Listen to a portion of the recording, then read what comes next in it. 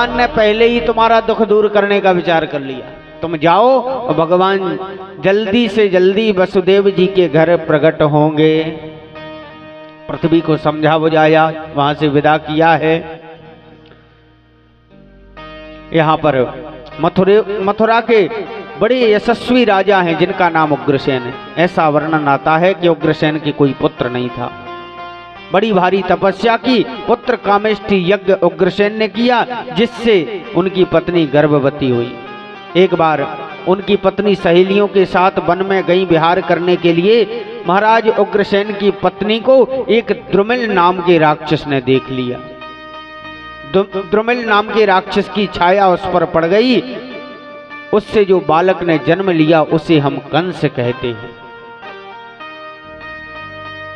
लेकिन ब्राह्मणों ने कहा है राजन, ये बालक आपके वंश को नष्ट कर देगा, वंश को बर्बाद कर देगा। इसलिए उग्रसेन ने लता पताओं में लपेट करके यमुना जी में उस बालक को बहा दिया। और जब बालक को बहा दिया, परंतु वसुदेव के पिता सूरसेन यमुना में भजन कर रहे थे। सूरसेन जी ने उस बच्चे को गोद में लिया, घर ले आए। अपनी पत्नी से बोले, अब तक केवल वसुदेव हमारा बेटा था, विधाता ने दूसरा दे दिया।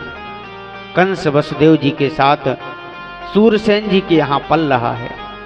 उग्रसेन जी के कंस के बाद 4 पुत्र और हुए। इधर कंस को नारद जी के द्वारा सूचना मिली कि वे उग्रसेन के बेटा हैं। अब जब उग्रसेन के बेटा है, रात्रि में उठकर चला गया कैलाश पर्वत पर तपस्या की, भगवान शिव को प्रसन्न किया, बहुत सारे वरदान ले लिए। शिव जी ने एक धनुष उसे दिया, कहा कि नारायण के अलावा इस धनुष को कोई नहीं तोड़ सकता, और जो धनुष को तोड़ेगा तो वो तो मैंने छोड़ नहीं सकता। अघासुर, बकासुर, व्योमासुर, अरिष्टासुर, केसी, धेनुकासुर, बड़े बड़े राक्षसों को उसने अपने साथ में लिया, सेना में लिया है। मथुरा पर चढ़ाई कर दी। उग्रसेन ने कहा, कंस तुमने ब्राह्मणों के यज्ञ विध्वंस किए, इन्हें प्रणाम कर इनसे क्षमा मांग। तो कंस ने उग्रसेन को पकड़ लिया, कारागृह में डाल दिया। बोले, आज से यज्ञ करना बंद, पूजा पाठ बंद, ब्राह्मण भोज करना बंद, सब कुछ धर्म कर्म बंद करवा दिए। और जब धर्म कर्म बंद करवा दिए, कंस ने कहा, आज से हम ही भगवान हैं, भगवान की पूजा करने से अच्छा है हमारी पूजा हो। यज्ञ करना है तो कंस महायज्ञ करो, मंत्र बोलना है तो ओम कंसाय स्वाहा बोलो। ऐसा मन में अभिमान आ गया। और जब अभिमान आए ना तो भगवान पतन जरूर करते हैं। अभिमान में 3 गए, धन वैभव और वंश, ना मानो तो देख लो रावण कौरव कंस। इनका पतन केवल अभिमान के कारण हुआ है। पथे प्रग्रहणम कंसो माभाष्याः शरीरवा अस्यास्त्वष्टाष्टमो गर्भो हन्तायां बहसे बुधा। उनकी बहन है चचेरी बहन देवकी, विवाह वसुदेव जी के साथ तय हुआ है। अपनी बहन को विवाहने के लिए खुद रथ में बैठे हैं, रस्सी पकड़ करके घोड़ों की सारथी बने हैं। अपनी बहन को विदा के लिए भेजा है, बहुत सारा दहेज दिया। आकाशवाणी उसी समय हुई है, अरे कंस, जिस बहन को आज तू विदा करने के लिए ले जा रहा है ना, उसी बहन का 8वां बालक तेरे प्राणों को हर लेगा, तेरी मृत्यु का कारण बनेगा। कंस ने सुना, क्रोधित हो गया। श्लाघनीयम गुणासुरैर्भवान् भोजयस्करः सा कथम भगनीम हन्यात् स्त्रियमद्वाह पर्वणि। अरे ऐसी कलंकिनी को मैं जीवित नहीं छोड़ूंगा जिसका बालक मुझे मारेगा। कंस को क्रोध आ गया, तलवार उठा ली, केस पकड़े, रथ से नीचे फेंक दिया। जब रथ से नीचे फेंक दिया है, क्षमा याचना कर रही हैं।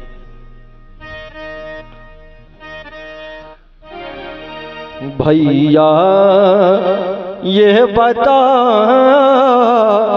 तलवार क्यों उठाई है भैया, ये बता तलवार क्यों उठाई है भैया, ये बता तलवार क्यों उठाई है भैया, ये बता तलवार क्यों उठाई है भैया, ये बता तलवार क्यों उठाई है भैया, ये बता तलवार क्यों उठाई है।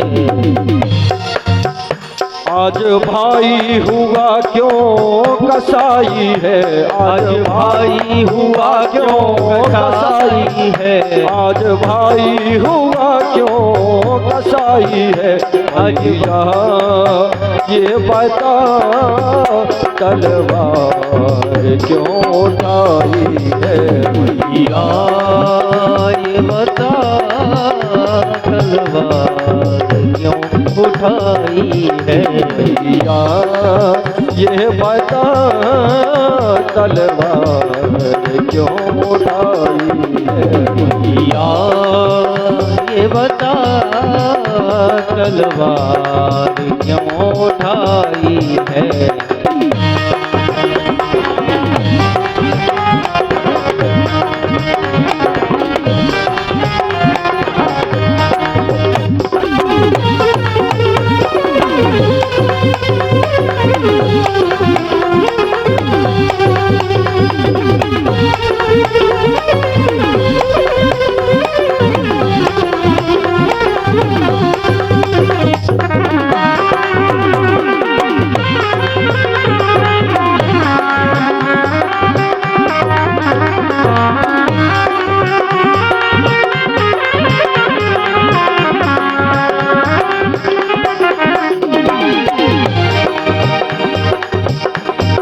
हुई आकाशवाणी सुनो,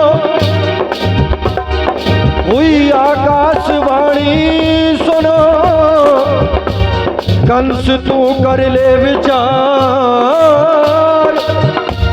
देवकी के 8वें गर्भ से होगा तेरा संहार, हाथ मेहंदी रची खुशी छाई है, हाथ मेहंदी रची खुशी छाई है, हाथ मेहंदी रची खुशी छाई है, हाथ मेहंदी रची खुशी छाई है, हाथ मेहंदी रची खुशी छाई है, हाथ मेहंदी रची खुशी छाई है।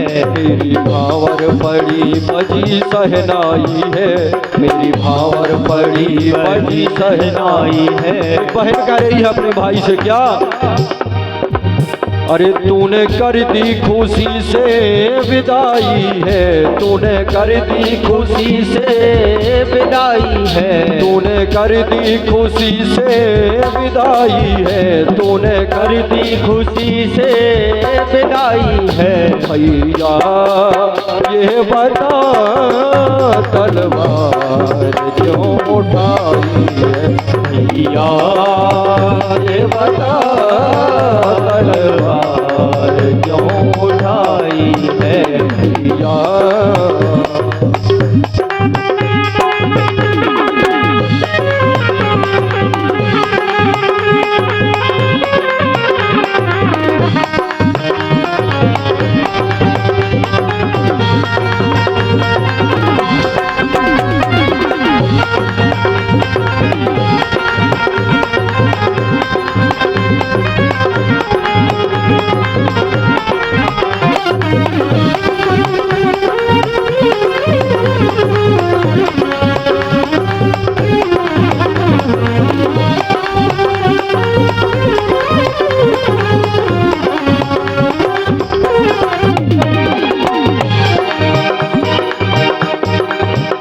जन्मते ही अगर मार देता मुझे, जन्मते ही अगर मार देता मुझे। देवकी मैया कह रही हैं कंस से अपने भाई से कह रही हैं, जन्मते ही अगर मार देता मुझे, जन्मते ही अगर मार देता मुझे, व्यर्थ इतना नहीं प्यार देता मुझे, व्यर्थ इतना नहीं प्यार देता मुझे, जन्मते ही अगर मार देता मुझे, जन्मते ही अगर मार देता मुझे, व्यर्थ इतना नहीं प्यार देता मुझे, व्यर्थ इतना नहीं प्यार देता मुझे, काहे तूने बारात बुलाई है, काहे तूने बारात बुलाई है, भैया ये बता तलवार क्यों उठाई है, भैया ये बता तलवार क्यों उठाई है, भैया ये बता तलवार क्यों उठाई है, भैया ये बता तलवार क्यों उठाई है, तलवार क्यों उठाई है, तलवार क्यों उठाई है।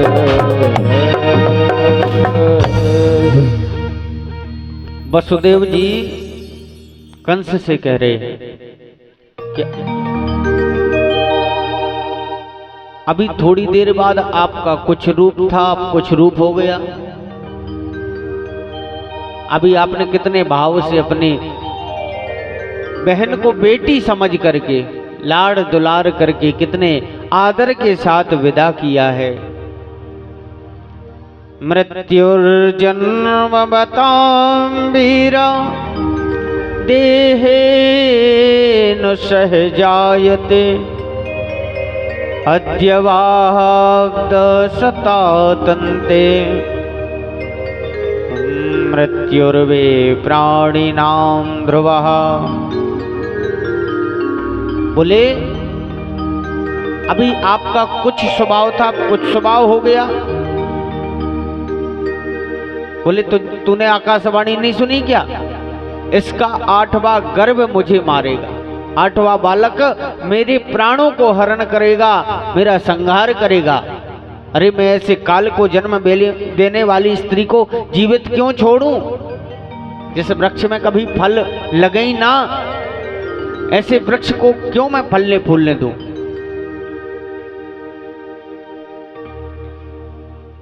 कहा है वसुदेव जी बार बार समझा रहे। बोले भैया देखो, दुनिया की हर चीज झूठी है, सब कुछ झूठा है। यदि संसार में सत्य कुछ है तो मौत है, मृत्यु के अलावा कुछ सत्य नहीं है। कितने भी हम रिश्ते नाते बना लें, कितना भी हम राजपाट कर लें, कितना भी कुछ कमा लें, लेकिन वो सत्य नहीं है, वो मिथ्या है। देखो माया का अर्थ क्या है? माँ का अर्थ है नहीं, या का अर्थ है जो नहीं है उसे हम माया कहते हैं।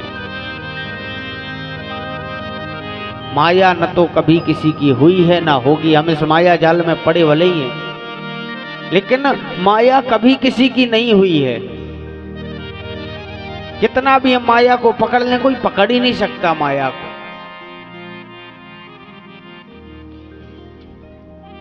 सर्वे क्षयांतान चया पतनान्ताश्रमुश्रयात्, संयोगस्य वियोगान्ता जीवितं मरणादिभिः। बोले सबको मरना है एक न एक दिन। बोले मैंने भगवान से वरदान मांगे हैं, मुझे कोई नहीं मार सकता, लेकिन आकाशवाणी ने जो मेरे भीतर भय उत्पन्न किया है ना, उस भय से मैं इसको जीवित नहीं छोड़ूंगा। अब मुझे भय जरूर हो गया है कि जरूर मैं मरूंगा। मारने का प्रयत्न किया। देखो जो विद्वज्जन होते हैं ना, बुद्धिमान लोग, उनको अपनी बुद्धि का प्रयोग करना चाहिए ऐसे समय। मृत्यु सामने खड़ी है पत्नी की, फिर भी बचाने का प्रयत्न कर रहे हैं। बोले भैया तुम चिंता मत करो, हम तुम्हें वचन देते हैं कि हमारे घर में जितने भी बालक होंगे सब हम बालक ले ले करके तुम्हें देंगे। तो चाहे पुत्र समझ करके उनका लाड़ दुलार करना, भांजा समझ करके प्रेम करना, या शत्रु समझ के मार देना, कहा है। और देखो तुम्हें ये पता है, रघुकुल रीति सदा चली आई, प्राण जाए पर वचन न जाए। तुम्हें पता है हम किस कुल से हैं, हमारे प्राण चले जाए पर वचन नहीं जाते। इस प्रकार कहा है, छोड़ दिया है।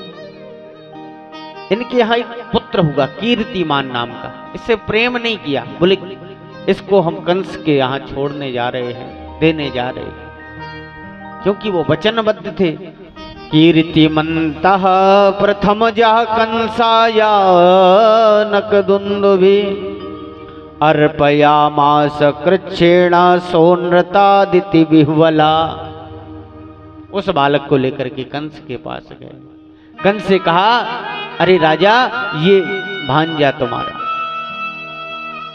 ये भांजा तुम्हारा, सुपुत्र समझ करके प्रेम करो, शत्रु समझ के मार डालो, तुम्हारे सामने है। और जब इस प्रकार कहा है तो कंस ने कह दिया, मुझे इस पुत्र से कोई प्रयोजन नहीं, इसको ले जाओ। अरे मुझे तो 8वें गर्भ का खटका है, 8वें गर्भ का खटका है, इसे तुम ले जाओ। और जब कहा है, वसुदेव जी उस बालक को लेकर के बाहर निकले हैं। इतने में नारद जी महाराज कंस के पास पहुंच गए। कंस से कहा, अरे राजा ये तुमने क्या किया? बोले क्या किया? एक पुष्प हाथ में लिए हैं नारद जी महाराज, गुलाब का। बोले तुमने उस बालक को क्यों छोड़ दिया? बोले हमें तो 8वें गर्भ का डर है, इस बालक से कोई प्रयोजन ही नहीं है, उसको क्यों मारे व्यर्थ में। अब उस पुष्प की पंखुड़ी गिनाई है। बोले तुम्हें पता है कि इनमें से 8वीं पंखुड़ी कौन सी है? पता है तुम्हें कि इनमें से 8वीं पंखुड़ी है कौन? अरे तुमने जिस बालक को छोड़ दिया है, हो सकता है वही 8वां हो, पहले आ गया हो। देवताओं की गिनती है, और थोड़ा सा बड़ा हो तुम्हारी गर्दन पे चढ़ जाए।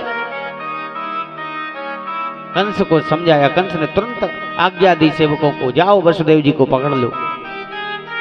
उस बालक को पृथ्वी पर पटक दिया है, जिससे वह प्राणांत हो गया। वसुदेव को, देवकी को कारागृह में डाल दिया, पिताजी को भी कारागृह में डाले हैं। स्वयं राज्यपाट करने लगा। सर्वे क्षयांता नचया पतनांता श्रमश्रयात् संयोगस्य वियोगांता जीवितम मरणाविधि। निरंतर 6 बालकों की हत्या कर दी। 7वें गर्भ में भगवान ने योग माया को आदेश दिया कि ये गर्भ तुम रोहिणी के उदर में पहुंचा दो। अगर ये कार्य तुम सफलता पूर्वक करोगी तो कलयुग में तुम पूजी जाओगी। कलयुग में लोग तुम्हें दुर्गा, काली, वैष्णवी, माया, न जाने अनेकानेक स्वरूपों से, अनेकानेक नामों से तुम्हें बुलाएंगे, तुम्हारी आराधना करेंगे, तुम पूजी जाओगी कलयुग में। इस प्रकार योग माया ने कार्य किया। यहाँ पर हल्ला हो गया कि अरे कंस ने देखो तो अपनी बहन को इस बार इतना डराया कि वो बालक पूरा नहीं हो पाया, गिर गया वो बालक। कितना दुष्ट कंस है। अब 8म गर्भ में भगवान का प्रागट्य होता है। वसुदेव देवकी में इतना तेज हो गया कि पूरी कारागृह प्रकाशवान हो गई, तेजोमय हो गया पूरा। वह कारागार तेजोमय हो गई है। तो यहां पर कंस ने चौकसी बढ़वा दी। 7 दरवाजे, उनमें सब में बड़े बड़े ताले, सब द्वारों पर द्वारपाल बैठा दिए। दिन रात केवल कृष्ण के आने की बाट देख रहा है। कन्हैया ने सबसे पहले भादों के महीने की शुक्ल पक्ष की अष्टमी के दिन, बुधवार के दिन, रोहिणी नक्षत्र में आधी रात के 12 बजे अपनी पूर्ण कलाओं से नारायण का स्वरूप बना करके दर्शन दिया है। बोलिए भक्तवत्सल भगवान की जय हो। सत्य व्रतम सत्य परम त्रिसत्यम सत्यस्य योनिम निहितम च सत्ये सत्यस्य सत्यामृत सत्य नेत्रम सत्यात्मकम त्वाम शरणम प्रपन्ना।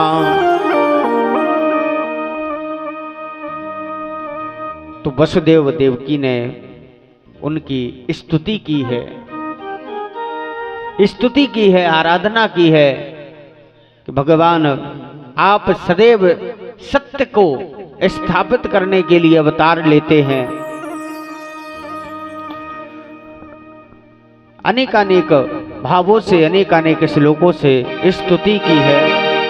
भय प्रगट कृपाला दीन दयाला यशोमती के तकारी हर्षित महतारी मुनि मनहारी मोहन मदन मुरारी कल सासुर जाना अति भय माना पूत न वेग पठाई से हर से धाई मन मुस्काई कई जहाँ दोराई तेहि जाए उठाई हृदय लगाई पयोधर मुख में दीने तब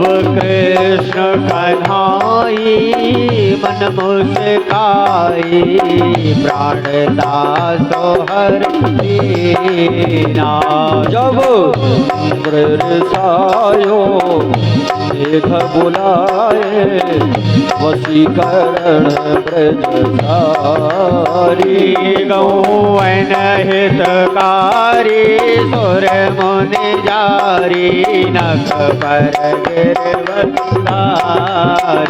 कल सुर मारे अति हंकारे परमासुर संहारे बकासुर आयो बहुत डरायो नागर वदन विनाशयो। नंद यशोदा तब कियो मोहन सोमन देखत चाहत बाल सुख रहो गजगन जा नक्षत्र मोहन भयो तो नक्षत्र पड़े आए चारों बधाई रीत तो करत यशोदा करत यशोदा मैया यशोदा ने मैया देवकी और वसुदेव जी ने आग्रह किया, बोले प्रभु आप यहाँ आए हो लेकिन कंस आपके प्राणों के पीछे पड़ा हुआ है। तो भगवान ने कहा कि आप मुझे गोकुल पहुँचा दें। यशोदा मैया के पास में उन्होंने योग माया को जन्म दिया है, उस योग माया को ले आना। वसुदेव जी ने टोकरी में रखा है, छोटे से कन्हैया बने हैं, टोकरी में रखा है, चले हैं गोकुल की ओर। तो देखो जब भगवान आते हैं, जब भगवान का आगमन होता है ना, तो माया के बंधन छूट जाते हैं, और जब माया आती है तो सब बंधन बंध जाते हैं। माया के बंधन में हम बंध जाते हैं। जब योग माया आई थी, वसुदेव जी लेकर के आए थे, तो अपने आप ताले लग गए थे। आज भगवान आए हैं तो सब बंधन खुल गए हैं, गए हैं। यमुना महारानी बीच में है। यमुना महारानी की इच्छा हुई कि आज अपने प्रियतम के चरणों का स्पर्श करें, तो प्रियतम के चरणों का जब स्पर्श करने का प्रयत्न किया है, तो कन्हैया ने लीला पूर्वक पैर ऊपर कर लिया। यमुना महारानी बढ़ने लगी, हमारा क्या जाता है, तुम्हारे पिताजी के ही प्राण संकट में जाएंगे। बढ़ने लगी, और जब निरंतर बढ़ रहे हैं, कन्हैया ने देखा कि अब तो वसुदेव जी के प्राण चले जाएंगे, तो लीला पूर्वक पैर बाहर निकाल लिया है। और जब पैर बाहर निकाला है, यमुना महारानी ने दर्शन किए, स्पर्श किया है चरणों का और शांत हो गई हैं। यहाँ पर गोकुल पहुँच करके नंद बाबा के भवन के द्वार पर देखा कि सब माया से मोहित हैं। यशोदा जी ने जन्म तो दिया, लेकिन किसी को पता नहीं कि पुत्र हुआ था कि पुत्री हुई थी, किसी को पता नहीं। सब माया से अचेत पड़े हैं, किसी को कुछ सुध नहीं है। पश्चात में वसुदेव जी ने उस कन्या को उठाया है और कन्हैया को वहां लिटा दिया जहां पर वह योग माया लेटी हुई थी।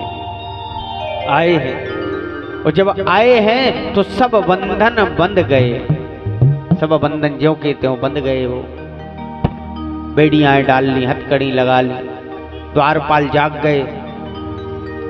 योग माया देखो, जब भगवान थे जेल में तब तक कोई हल्ला नहीं हुआ, कोई आवाज नहीं हुई। योग माया पहुंची, इतनी जोर जोर से रो रही है कि सब द्वारपाल उठ गए। कंस को बुलवाया, राजा आया, उसने योग माया को मारना चाहा पर वो आकाश मार्ग में उड़ गई और कहती है तेरा मारने वाला कहीं और जन्म ले चुका। यहाँ पर गोकुल में जब नंद बाबा की बहन है सुनंदा, वो उठी है प्रातः काल की बेला में, उठ करके उन्होंने देखा कि लाला है गए हो, तो बधाइयां दे रही हैं। जोर जोर से थाली बजा करके बधाइयां दे रही हैं। बोले बधाई हो, बधाई हो। आप सब भी बोलेंगे बधाई हो। अरे नंद के आनंद भयो जय कन्हैया लाल की, नंद के आनंद भयो जय कन्हैया लाल की, नंद के आनंद भयो जय कन्हैया लाल की, नंद के आनंद भयो जय कन्हैया।